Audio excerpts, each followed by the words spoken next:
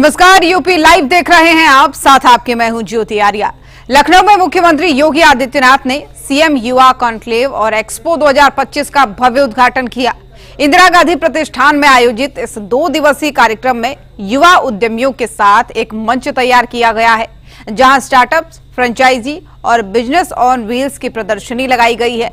वहीं सीएम ने इस दौरान यूपी मार्ट पोर्टल भी लॉन्च किया है।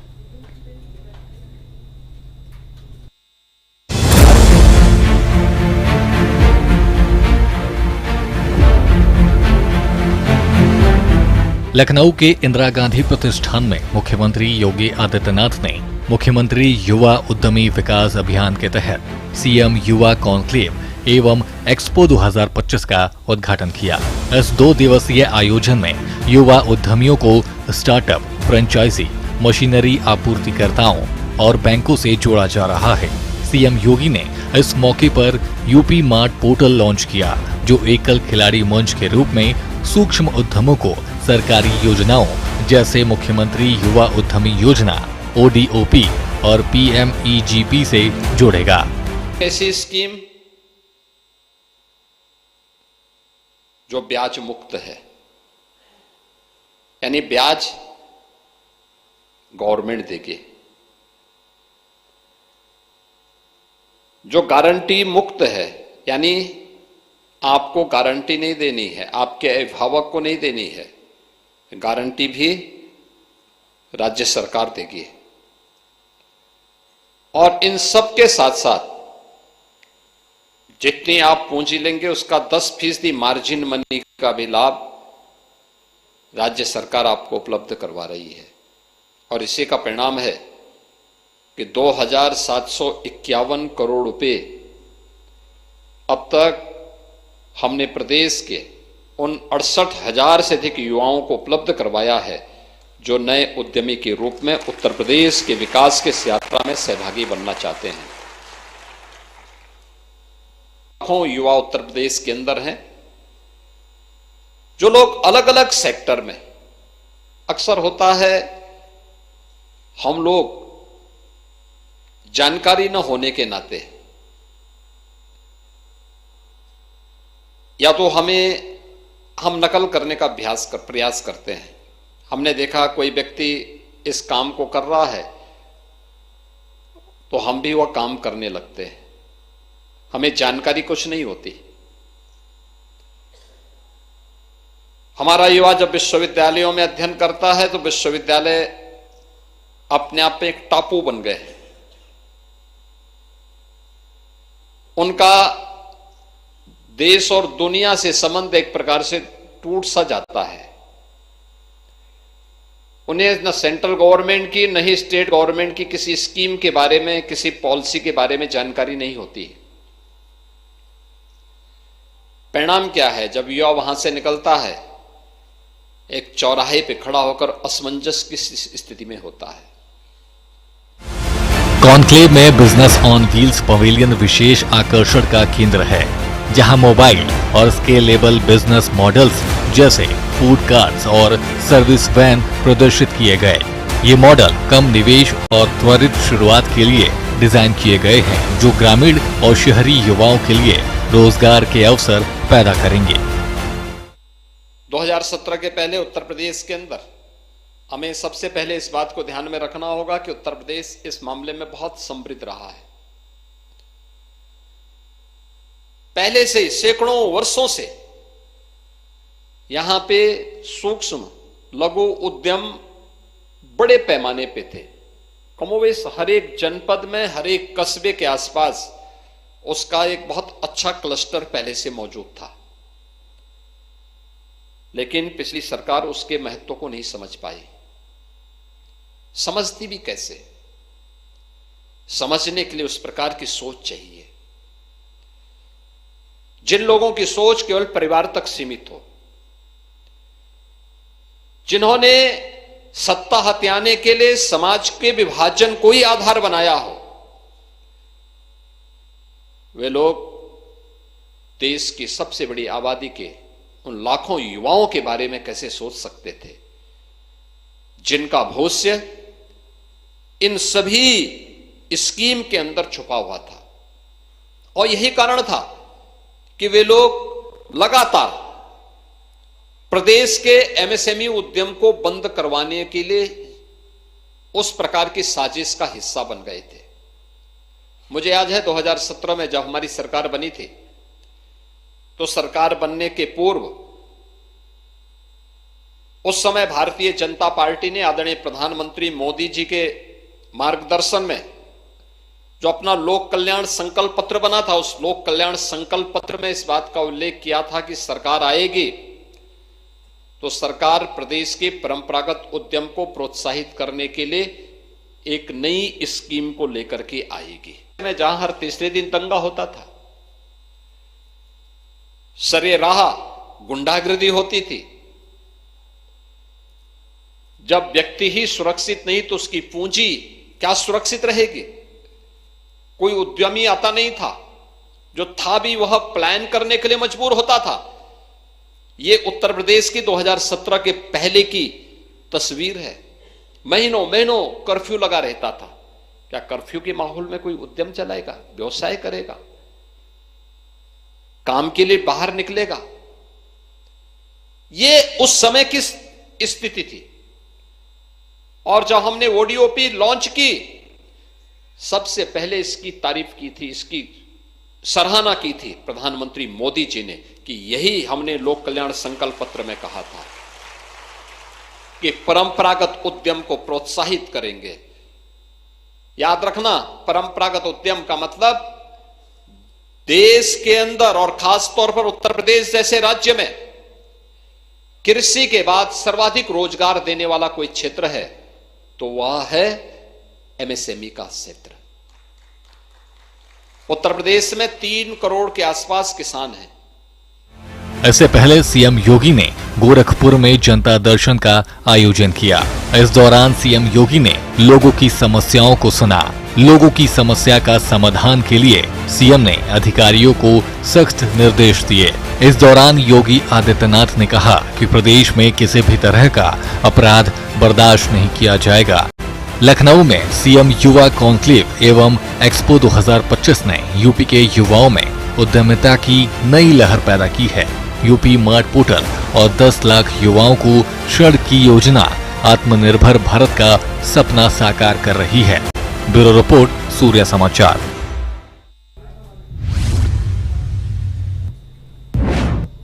और ऑपरेशन सिंदूर पर मंगलवार को लोकसभा में चर्चा हुई थी, जिसमें देश के प्रधानमंत्री नरेंद्र मोदी ने हिस्सा लिया था।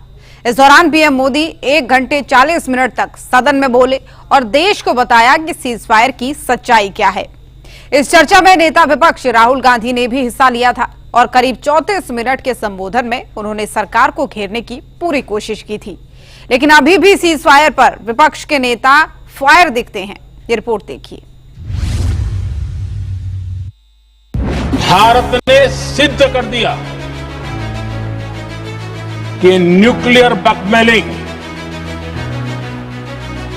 अब नहीं चलेगा और न ही ये न्यूक्लियर ब्लैकमेलिंग के सामने भारत झुकेगा। पाकिस्तान के एयरबेस एसेट्स को भारी नुकसान और आज तक उनके कई एयरबेस आईसीयू में पड़े। अब हमले के बाद मास्टरमाइंड को नींद नहीं आती। उनको पता है भारत आएगा और मार के जाएगा। दुनिया में किसी भी देश ने भारत को अपनी सुरक्षा में कार्रवाई करने से रोका नहीं है। संयुक्त राष्ट्र 193 कंट्रीज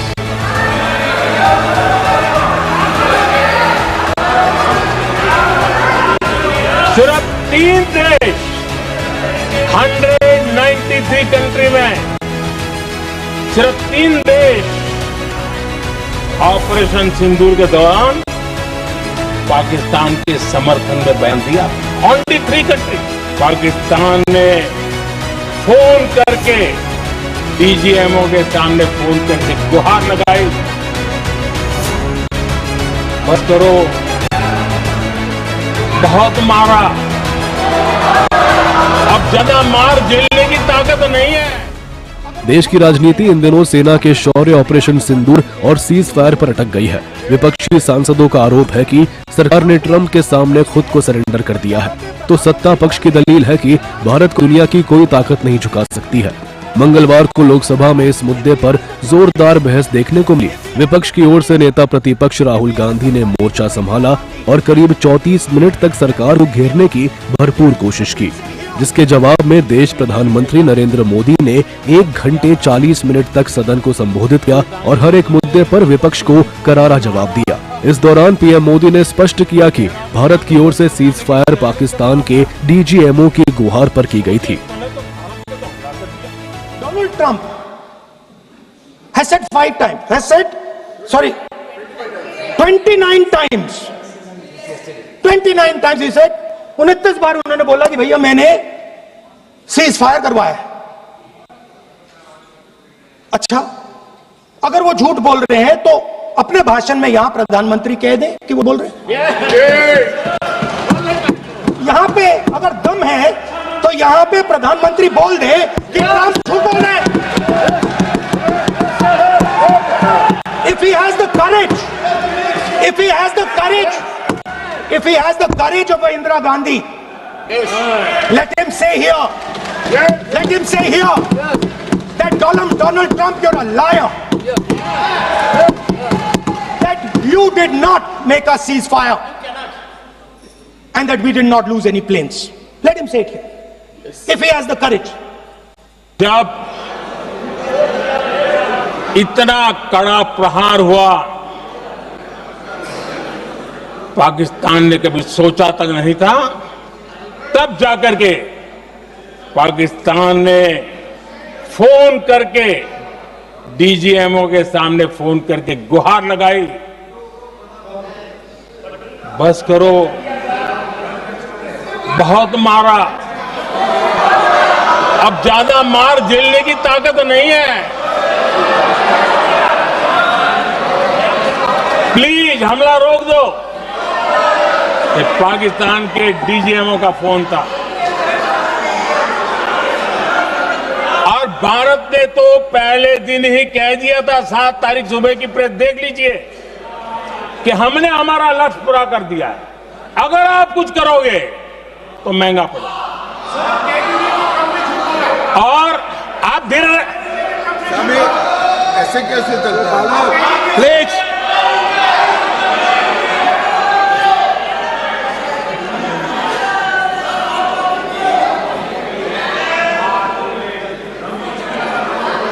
मैं आज दोबारा कह रहा हूं, ये भारत की स्पष्ट नीति थी, सुविचारित नीति थी, सेना के साथ मिलकर के तय की हुई नीति थी और वे ये थी कि हम आतंक, उनके आका, उनके ठिकाने, ये हमारा लक्ष्य है।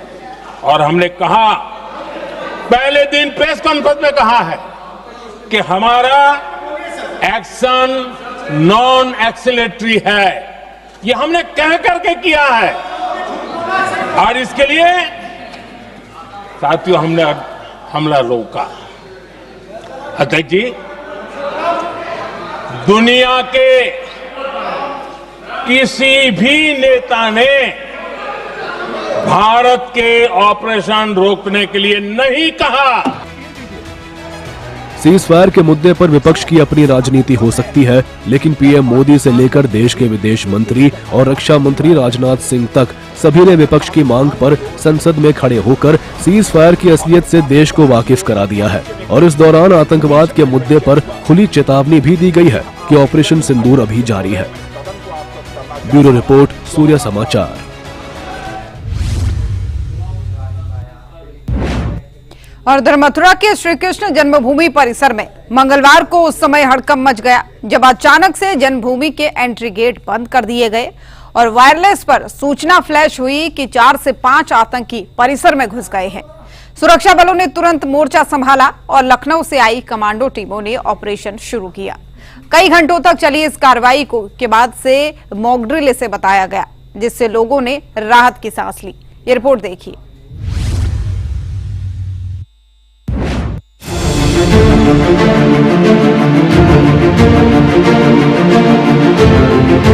मथुरा के श्री कृष्ण जन्मभूमि परिसर में उस समय अफरा तफरी मच गई जब वायरलेस पर सूचना दी गई कि 4 से 5 आतंकी परिसर में घुस आए हैं। इसके तुरंत बाद जन्मभूमि के गेट नंबर 1, 2 और 3 को बंद कर दिया गया और आसपास के इलाकों को खाली करा लिया गया।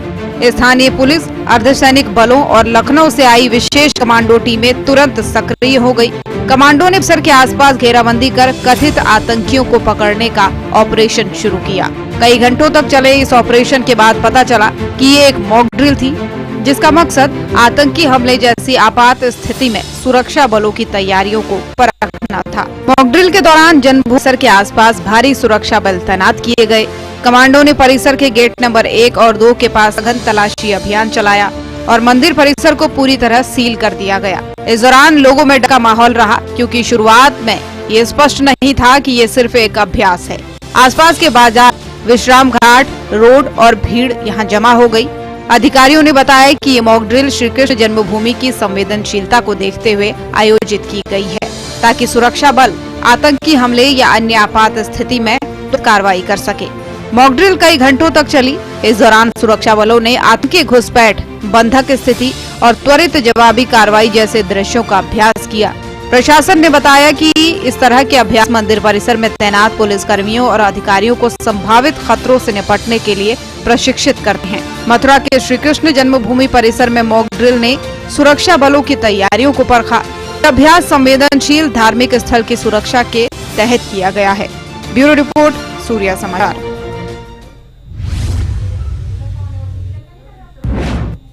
और उधर गाजियाबाद में 2025 का सबसे सनसनीखेज मामला सामने आया, जहां फर्जी दूतावास चलाने वाला कुख्यात ठग हर्षवर्धन जैन पुलिस के शिकंजे में है। नोएडा एसटीएफ और गाजियाबाद पुलिस ने हर्षवर्धन को 29 जुलाई से 2 अगस्त तक रिमांड पर लिया है। कविनगर स्थित उसके आलीशान ठिकाने पर छापेमारी के बाद कई बड़े खुलासे की उम्मीद है। ये रिपोर्ट देखिए।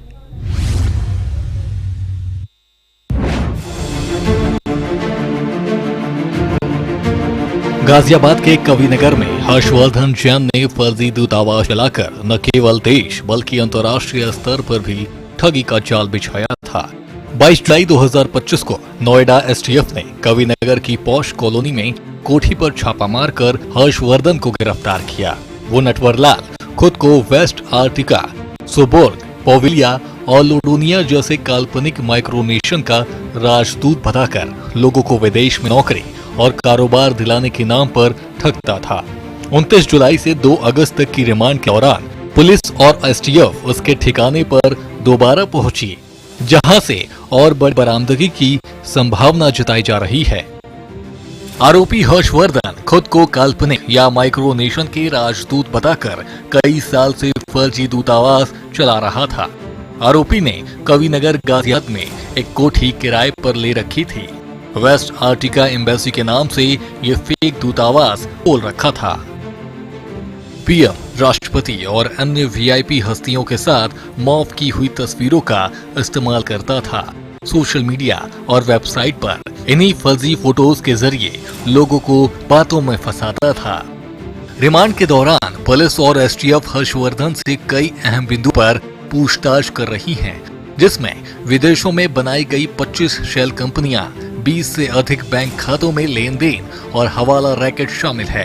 हर्षवर्धन जैन ने गाजियाबाद की पॉश कॉलोनी में फर्जी दूतावास चलाकर नटवरलाल की तरह कई लोगों को ठगी का शिकार बनाया। उसका हवाला रैकेट और शेल कंपनियों का जाल कई देशों तक फैला हुआ है। रिमांड के दौरान बड़े खुलासे की उम्मीद है। गाजियाबाद से सतीश कुमार की रिपोर्ट। गाजियाबाद के थाना शालीमार गार्डन पुलिस ने एक सनसनीखेज हनी ट्रैप मामले में बड़ी कार्रवाई की है। इंस्टाग्राम के जरिए दुष्कर्म के झूठे मुकदमे में फंसाने की धमकी देकर ब्लैकमेल करने वाली एक महिला को गिरफ्तार किया है। पुलिस ने आरोपी के कब्जे से 40,200 रुपए नकद और घटना में इस्तेमाल हुआ मोबाइल फोन भी बरामद किया है। इस रिपोर्ट में देखिए।